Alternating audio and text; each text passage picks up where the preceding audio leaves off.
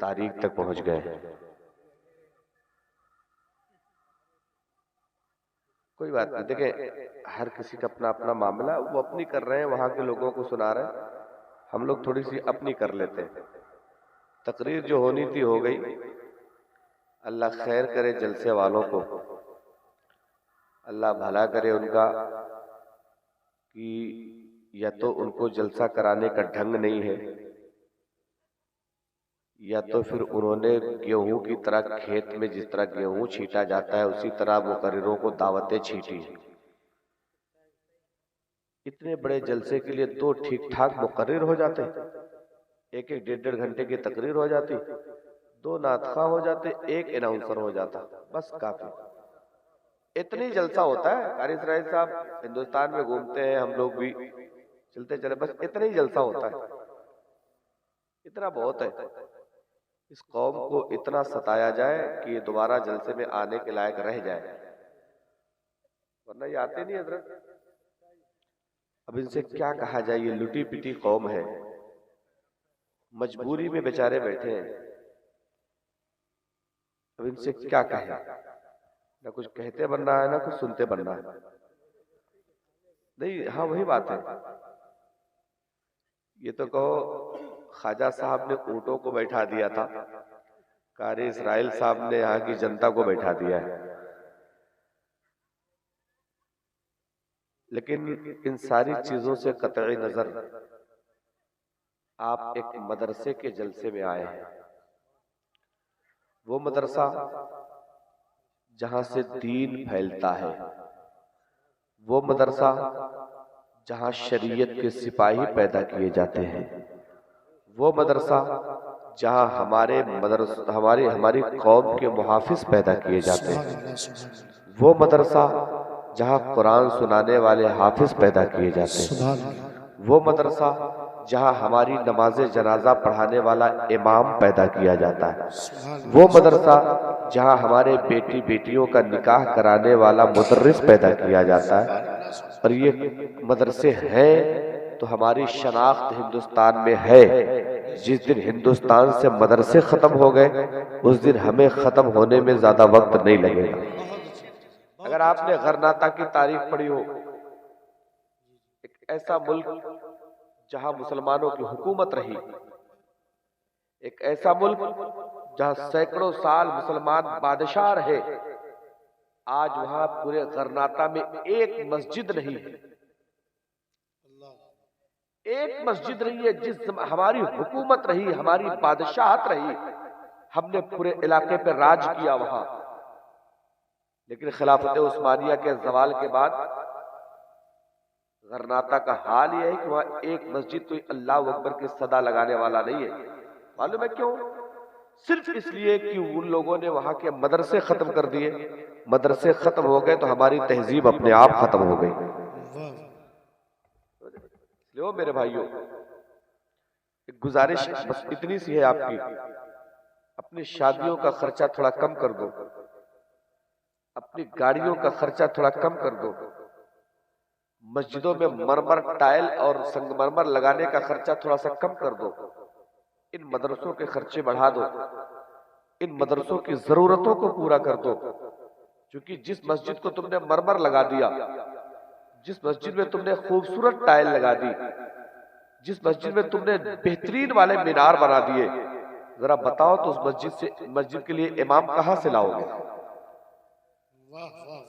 उस मस्जिद में नमाज पढ़ाने वाला कहां से लाओगे? अभी रमजानुल मुबारक का महीना बहुत करीब हमसे मिलने वाला है। चलो मेरे साथ बहराइच के टॉप क्वालिटी के कॉलेज में चलते हैं, लखनऊ की लखनऊ यूनिवर्सिटी में चलते हैं, और वहां के वाइस चांसलर से कहे भैया हमारे यहाँ रमजान करीब आ रहा है, हमें पूरा कुरान सुनाने वाला हाफिज चाहिए, तो ईमानदारी से बताना क्या यह हाफिज तुम्हें कॉलेज में मिलेगा? क्या यह हाफिज तुम्हें किसी यूनिवर्सिटी में मिलेगा? वह हाफिज इसी तरह के मदरसों की टूटी चटाई पे बैठ के कुरान पढ़ने वाला मिलेगा, कहीं नहीं मिलेगा। इसलिए इन मदरसों का ख्याल करें। और यही नहीं, जहां जहां आप रहते हो, जिन जिन इलाकों में आप रहते हो, वहां थोड़ा सा मदरसे का ख्याल कर ले।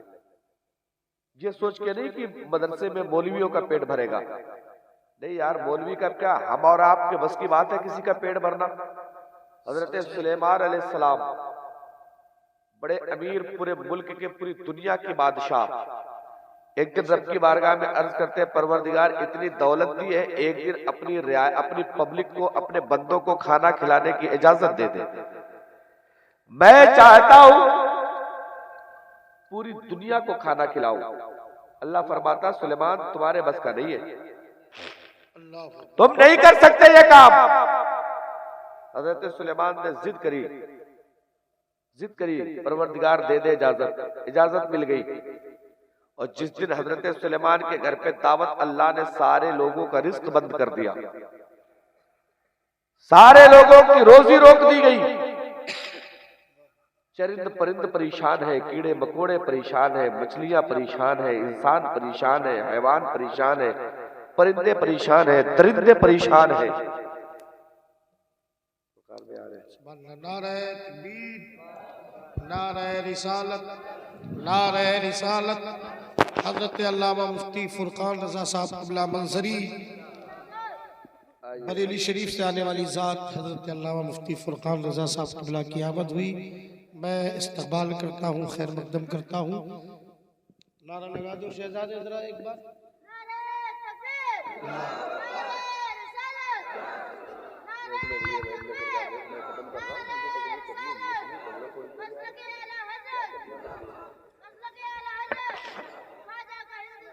माशाअल्लाह।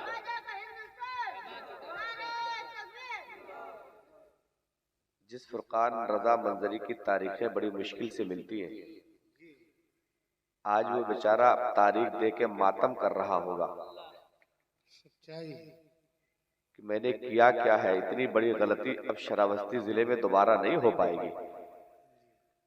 इसलिए कि दूध का जला हुआ मट्ठा फूंक फूंक के पीता है। समझ रहे नहीं समझ रहे? बड़ी बड़ी कॉन्फ्रेंसों की जीनत बनने वाली जात, बड़े बड़े जलसों को अपनी आवाज, अपने अंदाज, अपनी तकरीरों के दम पे कामयाबी की कश्ती पे बैठा के पार लगाने वाली जात सच्चाई। अल्लामा फुरकान रजा मंजरी बैठे, लेकिन इस तरह मसाइब के समंदर में जला हूं, अब कोई भी मौसम हो पसीना नहीं आता। समझ रहे? ये घटना साल भर में हर मुकर्रिर शायर के साथ एक दो बार घट ही जाती है। तो आज हम लोगों का इत्तेफाक कह ले कि अभी 2024 की शुरुआत है, अल्लाह करे कि शुरुआत ही में ये सब होके रह जाए। अभी साल बड़ा लंबा है। अब जरा मोहब्बत से कह दो सुभान अल्लाह।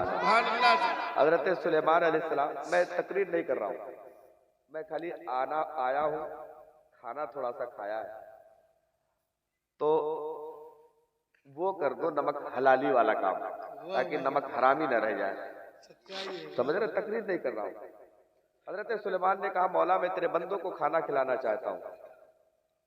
अल्लाह फरमाया, सुलेमान तुम्हारे बस का नहीं है।